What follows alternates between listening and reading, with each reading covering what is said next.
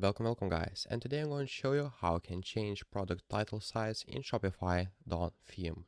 So let's say I have this right now title of my product, and for this example I will show you how you can change that. So what you'll need to do is just click on the three dots right here, then click on edit code, and then you'll need to wait it loads, as you can see right here. And then what you'll need to do is right here you'll see add-on, and then you'll need to select assets, then select base.css, and then just scroll down with the slider until you see blank space right here. Then what you'll need to do is write this code that I will write right here. So I will zoom in, you will be able to see it easier.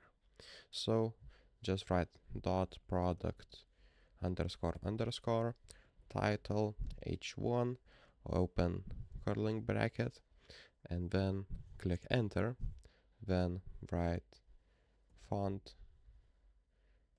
size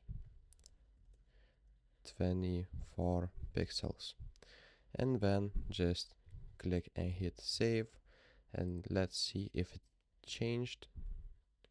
As you can see, now it is smaller, and we can adjust that to your store as aesthetics. You can do that, let's say 36.